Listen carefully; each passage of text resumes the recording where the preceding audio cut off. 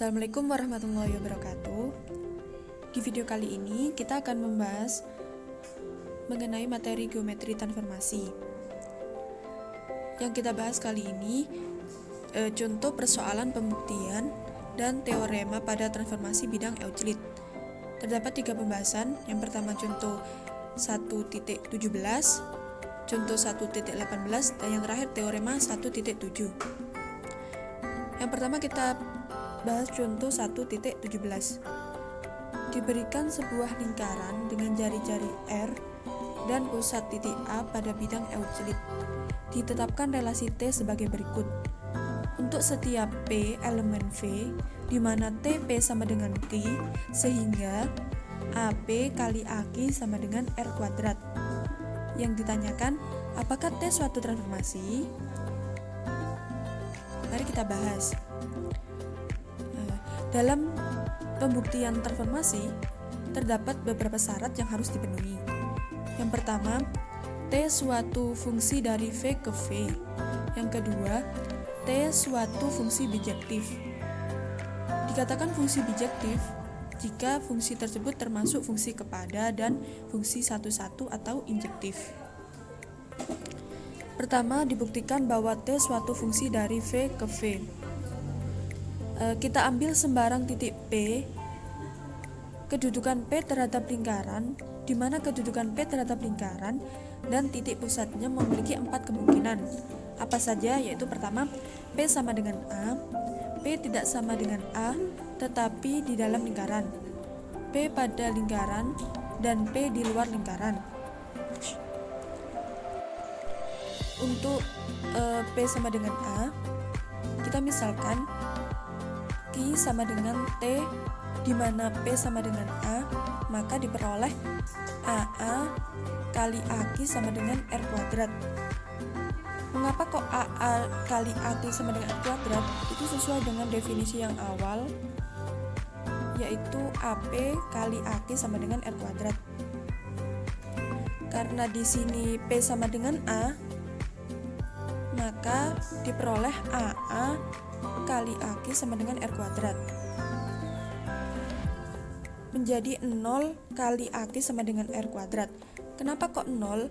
Karena AA berada pada kedudukan yang sama. Maka diperoleh AQ sama dengan R kuadrat per 0. Dalam matematika, apapun atau suatu bilangan apapun dibagi dengan 0, hasilnya tidak didefinisikan. Artinya tidak ada Q sehingga AA kali AQ sama dengan R kuadrat. Hal ini mengakibatkan apabila P sama dengan A, tidak ada Q elemen V sehingga AA kali AQ sama dengan R kuadrat. Dari uraian di atas dapat kita simpulkan bahwa T bukan fungsi dari V ke V. Karena salah satu syarat dari pembuktian suatu transformasi sudah tidak terpenuhi, maka dapat disimpulkan bahwa T bukan suatu transformasi. Kita masuk contoh 1.18. Ambil transformasi T1 yang ditetapkan sebagai berikut. Lihat contoh 1.16. Misalkan V bidang Euclid dan A sebuah titik tertentu pada V, ditetapkan relasi T sebagai berikut. Pertama, pernyataan pertama, TP sama dengan A jika P sama dengan A. Pernyataan kedua, jika P elemen V dan P tidak sama dengan A, maka TP sama dengan Q merupakan titik tengah ruas garis AP. Misalkan V bidang Euclid sedangkan A suatu titik tertentu, T1 ditetapkan untuk setiap P elemen V.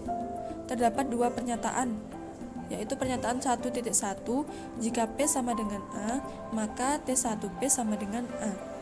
Pernyataan kedua, 1.2, jika P tidak sama dengan A, maka T1P sama dengan P aksen sebagai titik tengah AP, titik tengah dari garis AP. Selanjutnya kita ambil relasi T2 yang ditetapkan sebagai berikut. Misalkan V bidang Euclid dan G suatu garis tertentu. Untuk setiap P elemen V terdapat dua pernyataan, yaitu pernyataan 2.1 jika P elemen G, maka T2P sama dengan P. Pernyataan 2.2 jika P tidak, maksudnya bukan elemen G, maka T2 P sama dengan P aksen dengan P aksen titik tengah ruas garis tegak lurus P ke G. Pertanyaannya, selidiki apakah T2 suatu transformasi? Dan pertanyaan kedua, apakah T1 bundaran T2 sama dengan T2 bundaran T1? Mari kita bahas.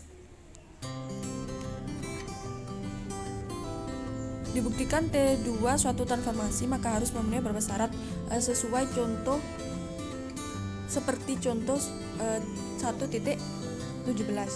Pertama, kita membuktikan dulu T2 fungsi dari V ke V. Berdasarkan pernyataan 2.1 di mana setiap X elemen V dan X elemen G, maka terdapat X tunggal dari X oleh T2. Berdasarkan pernyataan 2.2 di mana setiap X elemen V dan X bukan elemen G, terdapat tunggal garis tegak lurus kepada G melalui X. Hal ini mengakibatkan tunggalnya titik tengah ruas garis tegak lurus dari X ke G. Jadi mengakibatkan tunggalnya titik tengah ruas garis tegak lurus dari X ke G. Jadi untuk X elemen V dan X bukan elemen G, terdapat tunggal peta anggota V yang memenuhi pernyataan 2.2. Jadi T2 termasuk suatu fungsi dari V ke V. Kedua, kita buktikan bahwa T2 termasuk fungsi bijektif. Kita buktikan T2 fungsi kepada subjek atau subjektif terlebih dahulu. Kita ambil sembarang Y elemen V apabila Y elemen G terdapat prapeta Y oleh T2. Apabila Y bukan elemen G, terdapat tunggal garis L yang tegak lurus dengan G melalui Y. Misalnya, kita misalkan terdapat himpunan N sama dengan G gabungan L, akibatnya terdapat garis NY. Hal ini mengakibatkan terdapat ruas garis NX sehingga Y elemen garis NX dan YN dan baris YN sama dengan baris XY. Dari uraian di atas terdapat X sehingga YX tegak lurus dengan G dan Y sama dengan TX. Jadi T2 merupakan suatu fungsi kepada atau surjektif. Kita buktikan T2 fungsi 1,1 atau injektif. Kita ambil dua titik sembarang X, Y elemen V sehingga X tidak sama dengan Y untuk XY pada sisi yang berbeda oleh garis G, di mana T2X tidak sama dengan T2Y seperti ditunjukkan pada gambar 1.5, sebab T2X dan T2Y terletak pada sisi yang berbeda oleh garis G. Seperti gambar 1.5 di samping. Sedangkan untuk XY pada sisi yang sama dengan G, dengan XY tegak lurus dengan G. Karena XY tegak lurus dengan G, maka jarak dari X ke G dengan jarak dari Y ke G berbeda. Seperti ditunjukkan pada gambar, akibatnya T2X tidak sama dengan T2Y. Mengapa? Sebab jarak dari T2X ke G separuh jarak dari X ke G. Perhatikan gambar 1.6 di samping. Untuk X, Y pada sisi yang sama oleh G, di mana garis XY tidak tegak lurus dengan garis G. Hal ini berakibat apa? Berakibat terdapat garis L melalui X tegak lurus dengan G dan garis M melalui Y yang tegak lurus dengan G. Atau G tegak lurus dengan L. Karena T2X elemen L, T2Y elemen M, dan L sejajar dengan M, maka T2X tidak sama dengan T2Y. Perhatikan gambar 1.7 bahwa dinyatakan bahwa T2X elemen L, T2Y termasuk elemen M, dan garis L dan M saling sejajar. Jadi disimpulkan bahwa T2 merupakan fungsi satu-satu. Karena T2 fungsi kepada dan fungsi satu-satu atau injektif, maka T2 adalah suatu fungsi bijektif. Kesimpulannya dari penjelasan di atas bahwa T2 merupakan fungsi V ke V dan fungsi bijektif, sehingga dapat dikatakan T2 sebagai suatu transformasi. Pertanyaan yang kedua yaitu disuruh membuktikan bahwa T1 bundaran T2 sama dengan T2 bundaran T1, atau membuktikan bahwa komposisi transformasi berlaku atau tidak dengan sifat komutatif. Pertama kita ambil suatu X sebagai garis G dan sumbu Y sebagai garis yang melalui titik A tegak lurus garis G. Akibatnya, titik A dapat dimisalkan berkoordinat 0, B. Kita ambil sembarang titik P, X, Y elemen dari V. Didapat T1P sama dengan setengah X, setengah 1/2 B plus Y merupakan titik tengah AP, di mana setiap P, X, Y elemen V, dan didapat T2P sama dengan X, 1/2Y, di mana setiap P, X, Y merupakan elemen dari V. Pertama kita buktikan dulu T1 bundaran T2P. T1 bundaran T2P sama dengan T1, T2P sama dengan T1, kita substitusikan T2P. Kita masukkan menjadi T1 X, 1/2Y sama dengan, setelah kita komposisikan menjadi 1/2 X, 1/2 B plus setengah Y. Lanjut kita buktikan T2 bundaran T1P sama dengan T2 T1P sama dengan T2, kita substitusikan nilai T1P yaitu 1/2 X, 1/2 B plus Y, memperoleh hasil 1/2 X, 1/4 B plus Y. Jadi T1 bundaran T2P tidak sama dengan T2 bundaran T1P, di mana setiap P, X, Y elemen V. Mengapa kok T1 bundaran T2P tidak sama dengan T2 bundaran T1P? Kita lihat hasil akhirnya. T1 bundaran T2P hasilnya 1/2 X, 1/2 B plus setengah 1/2 Y. Dan hasil T2 bundaran T1P yaitu 1/2 X, 1/4 B plus Y. Hasil dari T1 bundaran T2P dengan T2 bundaran T1P tidak sama. Oleh karena itu, T1 bundaran T2 tidak sama dengan T2 bundaran T1. Akibatnya apa? Dapat ditarik kesimpulan bahwa pada komposisi transformasi tidak berlaku sifat komutatif. Kita masuk pembahasan teorema 1.7.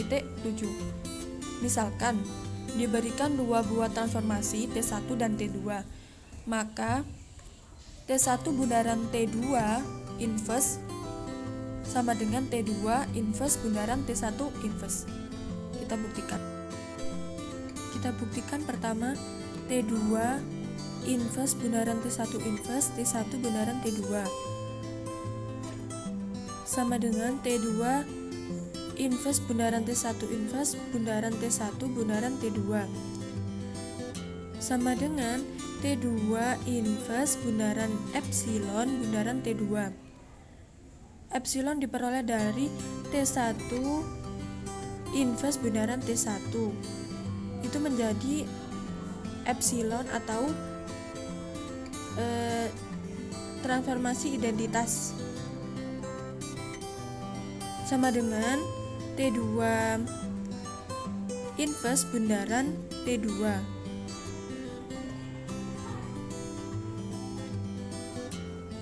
Mengapa? Karena T2 inverse bundaran epsilon itu menjadi bilangan itu sendiri atau T2 inverse menjadi T2 inverse bundaran T2 sama dengan epsilon. Dan yang kedua T1 bundaran T2 inverse bundaran T1 bundaran T1 inverse sama dengan T1 bundaran T2 bundaran T2 inverse bundaran T1 inverse sama dengan T1 bundaran epsilon bundaran T1 inverse. Epsilon diperoleh dari T2 bundaran T2 inverse. Mengapa? Karena setiap transformasi dikomposisikan dengan transformasi inverse diperoleh elemen identitas atau di sini disebut epsilon sama dengan T1 bundaran epsilon bundaran T1 inverse sama dengan T1 bundaran T1 inverse diperoleh hasil sama dengan epsilon. Jadi di sini T2 inverse bundaran T1 inverse sama dengan T1 bundaran T2 sama dengan T1 bundaran T2 sama dengan T2 inverse bundaran T1 inverse sama dengan epsilon. Maka dapat disimpulkan bahwa T2 inverse bundaran T1 inverse merupakan inverse dari transformasi T1 bundaran T2. Transformasi balikan atau transformasi inverse T1 bundaran T2 dapat ditulis oleh notasi T1 bundaran T2 inverse dan tunggal. Akibatnya T1 bundaran T2 inverse sama dengan T2 inverse bundaran T1 inverse. Terima kasih atas perhatiannya, semoga bermanfaat. Wassalamualaikum warahmatullahi wabarakatuh.